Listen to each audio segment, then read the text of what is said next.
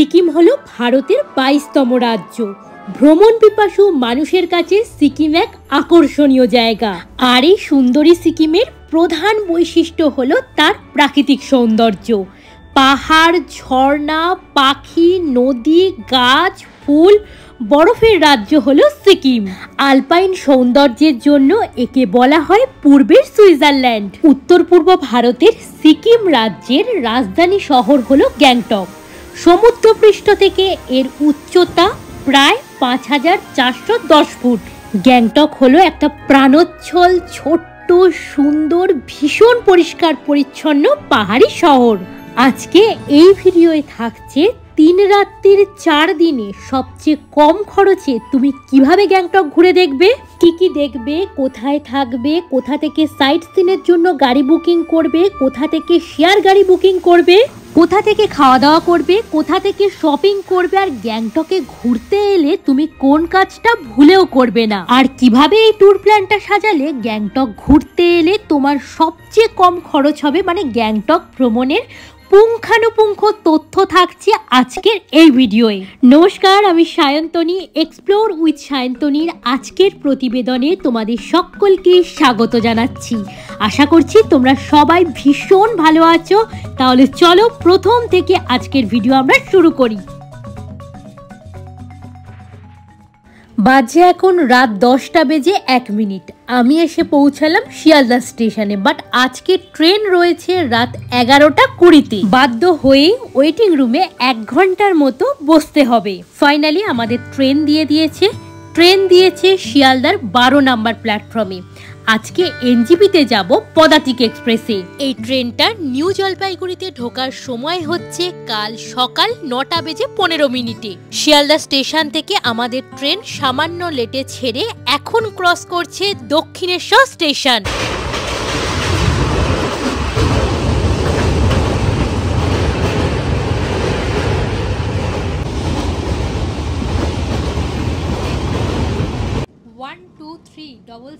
পদাতিক এক্সপ্রেস তার নির্দিষ্ট সময় থেকে 2 মিনিট লেটে আজকে শিয়ালদা থেকে ছেড়েছে।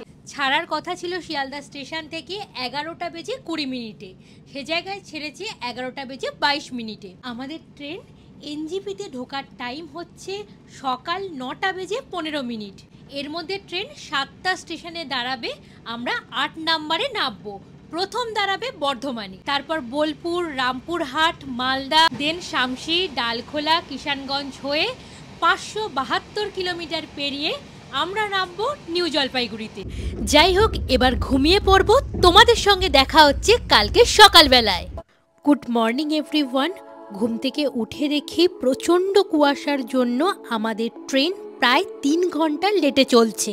হোয়ার ইজ মাই ট্রেন জানান দিচ্ছে, যেখানে পদাতিক এক্সপ্রেসের ঢোকার সময় ছিল সকাল 9টা বেজে 15 মিনিটে, সেখানে আজকে আমাদের ট্রেন ঢুকবে দুপুর 12টা বেজে 21 মিনিটে। আজ আমি যাত্রা করছি পদাতিক এক্সপ্রেসের 3 এসিতে। ভাড়া পড়ছে 1272 টাকা। পদাতিক এক্সপ্রেস ছাড়া নিউ জলপাইগুড়িতে আসার বেশ কিছু ট্রেনের টাইমিং আমি স্ক্রিনে মেনশন করে দিলাম।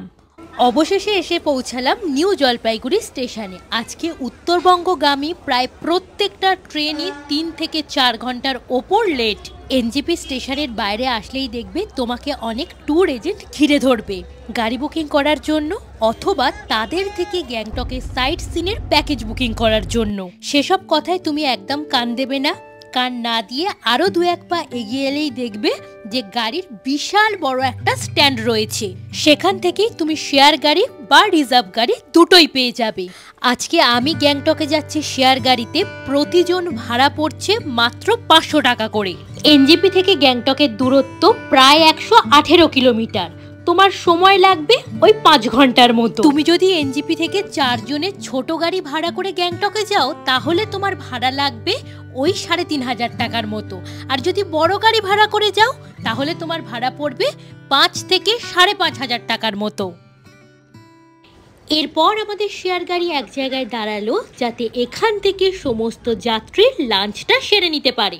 রেস্টুরেন্টের লোকেশনটা ভীষণ সুন্দর হলেও খাবার দাবারের দাম আন্দাজে খাবারের মান কিন্তু অতটাও ভালো ছিল না।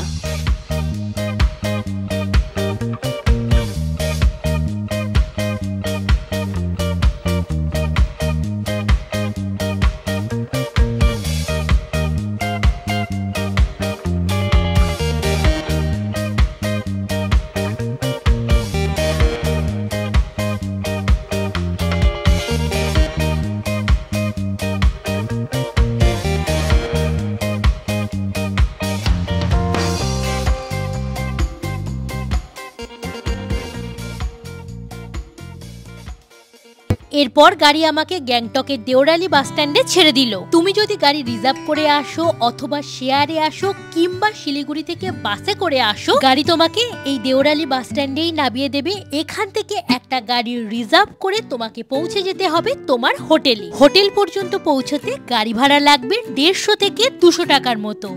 আর এই হলো আজকে আমার থাকার আস্তানা। রুমটা বেশ পরিষ্কার পরিচ্ছন্ন, সুন্দর, আর রুমে প্রয়োজনীয় জিনিসপত্র সবকিছুই দেওয়া রয়েছে। এই হোটেলটার নাম হলো হোটেল দাচেলস অ্যান্ড পালমো। এবার চলো আমার জন্য বরাদ্দ রুমের সঙ্গে অ্যাটাচ যে টয়লেটটা রয়েছে সেটা তোমাদের দেখিয়ে দিই। ওয়াশরুমটা বেশ বড়, প্রয়োজনীয় সমস্ত জিনিসপত্রের সঙ্গে 24 ঘন্টা গরম জলের ব্যবস্থাও রয়েছে।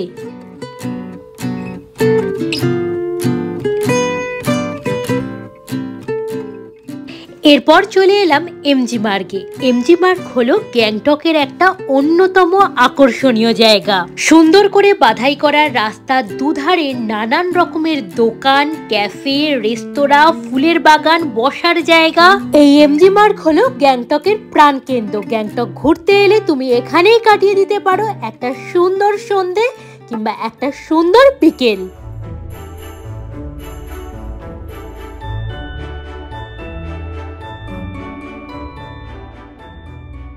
আজকে কিন্তু ভীষণ দরকারি একটা কাজ রয়েছে, সেটা আমাদের সেরে রাখতে হবে। কালকে আমি গ্যাংটকের লোকাল সাইট সিন করব, আর পরের দিন আমি যাব নাথুলাতে। এই দুদিনের গাড়ি আমি আজকে ঠিক করে রাখবো। এমজি মার্গের ওপরই তুমি প্রচুর ট্যুর এজেন্টের অফিস পাবে, সেখান থেকেই পরের দিনের গাড়িগুলো আজই বুক করে রাখো। এরপর হোটেলে ফিরে ডিনার করে ঘুমিয়ে পড়বো। তোমাদের সঙ্গে দেখা হচ্ছে কালকে সকালবেলায়। Good morning everyone. আজকে বেরিয়ে পড়েছি গ্যাংটকের লোকাল সাইট সিন ঘুরে ঘুরে দেখব বলে। লোকাল সাইট সিনে টোটাল 10টা জায়গা ঘুরে দেখব। প্রথমেই চলে এসেছি গ্যাংটকের রোপওয়ে চড়বো বলে। রোপওয়ে সকাল 9টা থেকে সন্ধ্যে 6টা পর্যন্ত ওপেন থাকে। 3 বছর অবধি বাচ্চাদের রোপওয়ে ফ্রি। 3 থেকে 5 বছর অবধি বাচ্চাদের রোপওয়ে টিকিটের মূল্য 68 টাকা করে। 5 বছরের ঊর্ধ্বে টিকিটের মূল্য 130 টাকা করে। প্রথমে উঠে একটু ভয় লাগলেও এখন কিন্তু আর একদম ভয় লাগছে না। এ সত্যি এক অন্য রকমের অভিজ্ঞতা। ওপর থেকে পুরো গ্যাংটক শহরের ভিউটা দেখতে পাওয়া যাচ্ছে।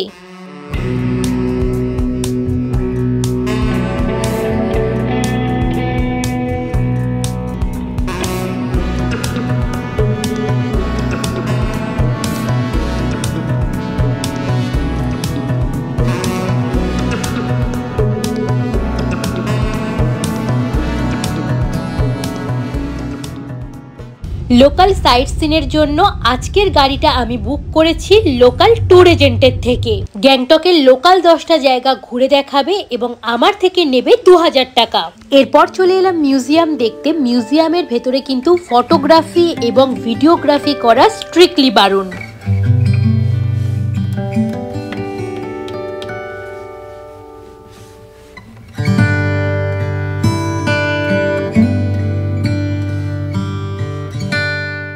মিউজিয়াম দেখে 5 থেকে 6 মিনিটের হাঁটা দূরত্বে আপনি দেখে নিতে পারেন আজকের তৃতীয় স্পট। এবার দেখব ডোড্রুল চোট্টেন।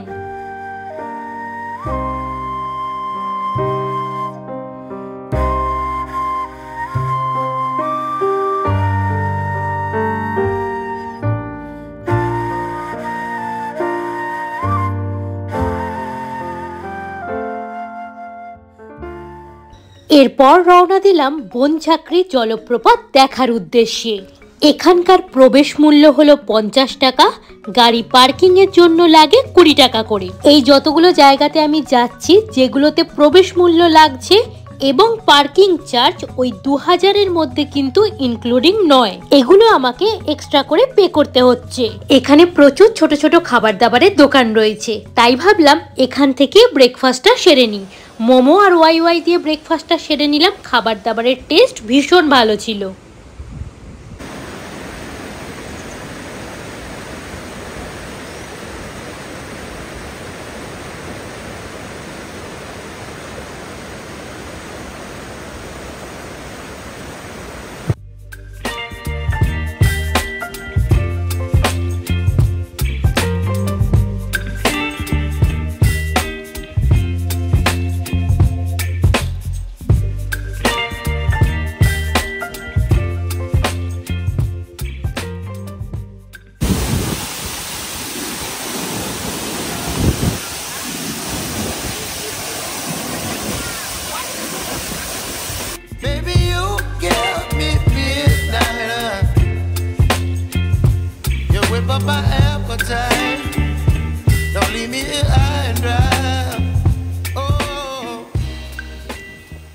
বনঝাঁকড়ি ওয়াটারফলসের এই জায়গাটা ভীষণ সুন্দরভাবে সাজানো গোছানো রয়েছে। বিভিন্ন রকম অ্যাডভেঞ্চার স্পোর্টসের ব্যবস্থা, বাচ্চাদের খেলার জন্য পার্ক, সেলফি জোন, সবকিছু ভালো করে ঘুরে ঘুরে দেখতে এখানেই কেটে যাবে অনেকটা সময়।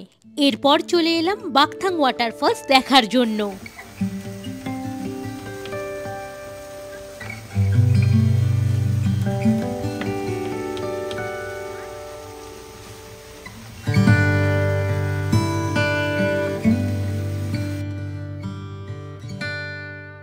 এবার আমি রওনা দিলাম তাশি ভিউ পয়েন্টের দিকে। মেঘমুক্ত ঝকঝকে দিনে এখান থেকে ভীষণ সুন্দর কাঞ্চনজঙ্ঘা দেখতে পাওয়া যায়।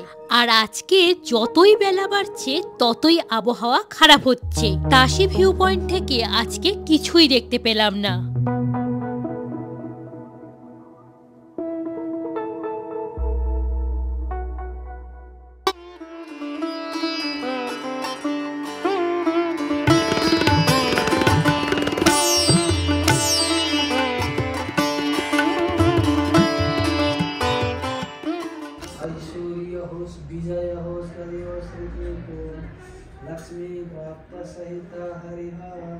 দাঁড়িয়ে রয়েছে গণেশ টকে, আর এখানে গণেশ বাবাকে দর্শন করে মনটা আরো ভালো হয়ে গেল।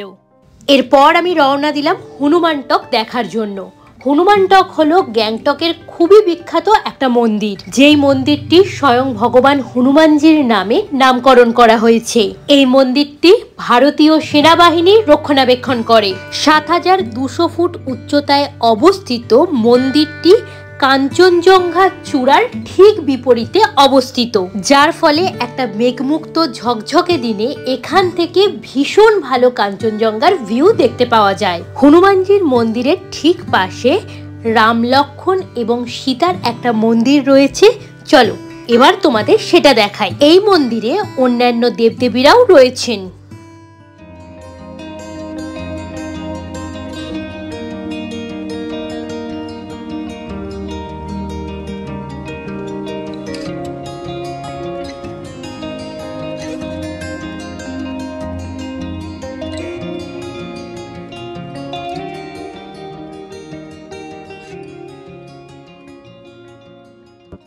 এরপর আমি চলে এলাম এনচে মনেস্ট্রি দেখার জন্য। 1909 সালে এই মনেস্ট্রি প্রতিষ্ঠা হয়েছিল। বিশাল বড় এরিয়া জুড়ে এই মনেস্ট্রি অবস্থিত।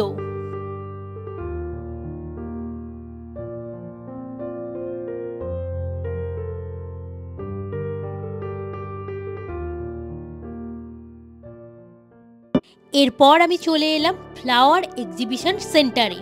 তোমরা যারা ফুল ভালোবাসো এই জায়গাটাকে কোনোভাবে মিস করো না। এখানে ঢোকার প্রবেশ মূল্য হলো 20 টাকা করে।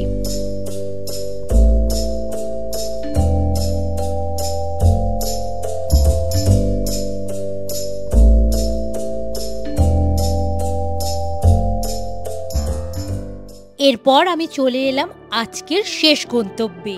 এটাও একটা ভিউ পয়েন্ট। জায়গাটার নাম হলো নামনাং ভিউ পয়েন্ট। এখান থেকেও নাকি ভীষণ সুন্দর কাঞ্চনজঙ্ঘার ভিউ দেখতে পাওয়া যায়, কিন্তু আজকে ওয়েদার খারাপ রয়েছে তাই কিছুই প্রায় দেখতে পাওয়া যাচ্ছে না।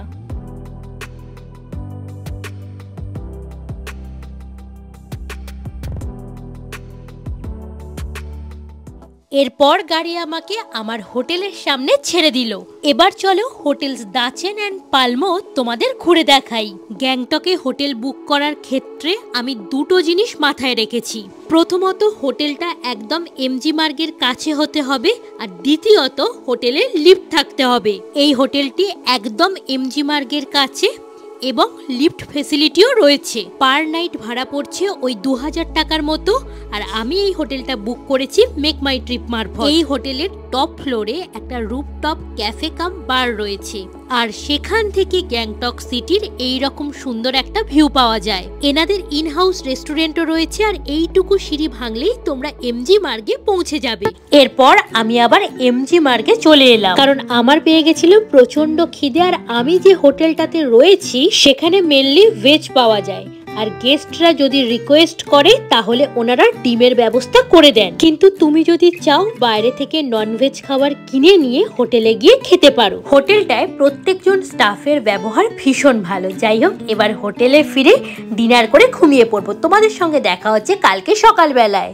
Good morning everyone. সকালবেলা ঘুম থেকে উঠে থেকেই আজকে মনটা ভীষণ খারাপ, কারণ ঘুম থেকে উঠেই দেখি যে ভালোই বৃষ্টি পড়ছে। ইতিমধ্যে আমার কাছে ফোনও চলে আসে। আমি যে লোকাল ট্যুর এজেন্টের থেকে নাথুলা যাবার প্যাকেজটা বুকিং করেছিলাম, উনি আমাকে ফোন করে জানান যে আজকে আবহাওয়া প্রচণ্ড খারাপ হয়ে যাওয়ার জন্য আজকে নাথুলা যাবার পারমিশন দেওয়া হচ্ছে না। উনি আমাকে জিজ্ঞাসা করেন যে তুমি কি টাকা ফেরত নিতে চাও না জুলুকে যেতে চাও। এটাও জানানো হয় যে ওদিককার আবহাওয়া একদম ক্লিয়ার রয়েছে, কোনো বৃষ্টি নেই, আর তার সঙ্গে স্নোফল হচ্ছে। আমি আর সিদ্ধান্ত নিতে দেরি করিনি, বেরিয়ে পড়লাম জুলুকের পথে।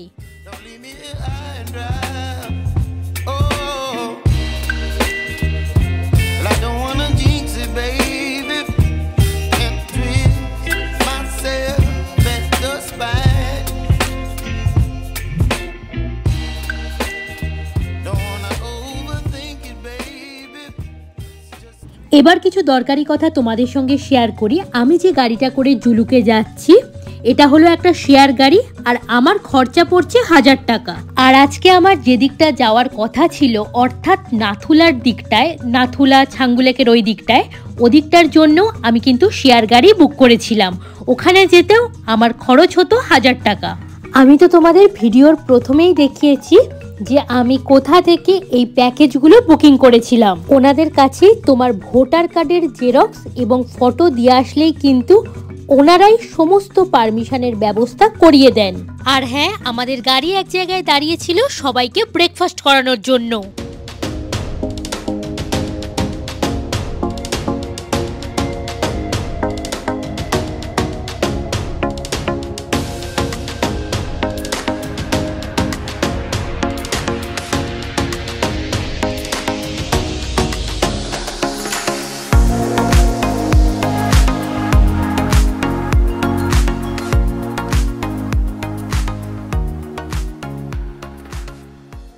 ফাইনালি আমি এসে পৌঁছালাম জুলুকে। আর সত্যি কথা বলতে এসেই তো পুরো মন ভরে গেল। এখানে স্নোফল হচ্ছে আর রাস্তায় পুরো সাদা বরফ পড়ে বিছিয়ে রয়েছে। গ্যাংটক থেকে জুলুকে আসতে আমার সময় লাগলো 5.5 ঘন্টা। গ্যাংটক থেকে এই জুলুকের দূরত্ব 93.3 কিলোমিটারের মতো। জুলুক হলো ভারতবর্ষের সিকিম রাজ্যের পাকিয়ং জেলার রংলি মহকুমায় 9400 ফুট উচ্চতায় অবস্থিত একটি ছোট্ট সুন্দর পাহাড়ি গ্রাম। কন্টিনিউয়াসলি স্নোফল হচ্ছে, অসাধারণ সুন্দর লাগছে।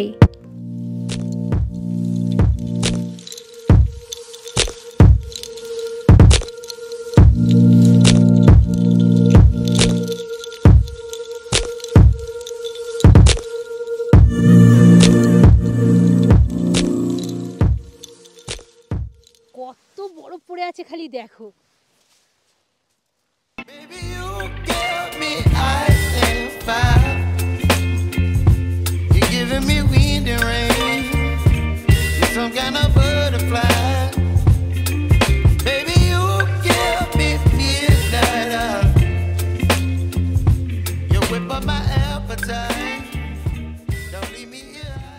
আমাদের ড্রাইভার দাদা এবং স্থানীয় কিছু মানুষ পর্যটকদের কিন্তু বারবার বারণ করছিলেন তারা হাঁটতে হাঁটতে যেন বেশি ওপরে না উঠে যায়, সেক্ষেত্রে নাকি বিপদের সম্ভাবনা থাকতে পারে।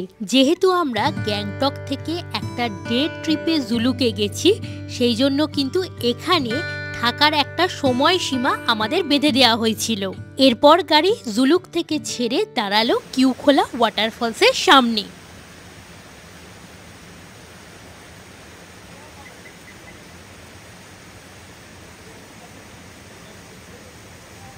এখানে রয়েছে বেশ কিছু খাবারের দোকান এবং ওয়াশরুমের ব্যবস্থা। এখান থেকে 1 প্লেট গরম গরম চিকেন মোমো খেয়ে আবার উঠে বসলাম গাড়িতে।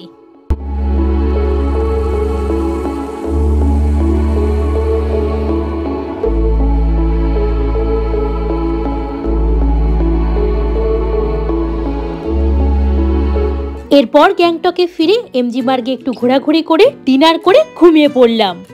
Good morning everyone. ঘুম থেকে উঠে ব্রেকফাস্ট করার জন্য এখন চলে এসেছি এমজি মার্গে। এমজি মার্গে ঢোকার মুখে গান্ধীজির মূর্তির ঠিক সামনে তুমি দেখতে পাবে রয়েছে ট্যুরিস্ট ইনফরমেশন সেন্টার। এখান থেকে যাবতীয় ইনফরমেশন ট্যুরিস্টদের দেওয়া হয়ে থাকে। গ্যাংটক ঘুরতে এসে তোমাদের কোনো রকম প্রবলেম হলে তোমরা এখানে এসে হেল্প চাইতে পারো। গ্যাংটকের প্রাণকেন্দ্র এমজি মার্গে ধূমপান করা এবং আবর্জনা ফেলা কঠোরভাবে নিষিদ্ধ। এই ধরনের কাজকর্ম করলে 500 থেকে 2000 টাকা পর্যন্ত ফাইন হতে পারে। এই ব্যাপারে সতর্ক থেকো। গ্যাংটক ঘুরতে আসার আদর্শ সময় হচ্ছে সেপ্টেম্বর থেকে মে মাস পর্যন্ত। বর্ষাকালে গ্যাংটকে না আসাই ভালো, কারণ বর্ষাকালে এখানে প্রচুর ধস নামে। তোমাদের সাথে কথা বলতে বলতে একটা শেয়ার গাড়িতে করে আমি এনজেপি চলে এসেছি। তোমাদের আজকের ভিডিও দেখতে কেমন লাগলো অবশ্যই একটা মূল্যবান কমেন্ট করে জানিও। ভিডিও দেখতে ভালো লেগে থাকলে প্লিজ ভিডিওটা একটা লাইক করে দিও। তুমি আমার পরিবারের নতুন সদস্য হয়ে থাকলে চ্যানেলটা সাবস্ক্রাইব করে দিয়ে আমার পাশে থেকো। তোমার সঙ্গে আমার দেখা হচ্ছে নতুন কোনো জায়গায় নতুন কোনো ভিডিও নিয়ে। আজকের মতো টাটা।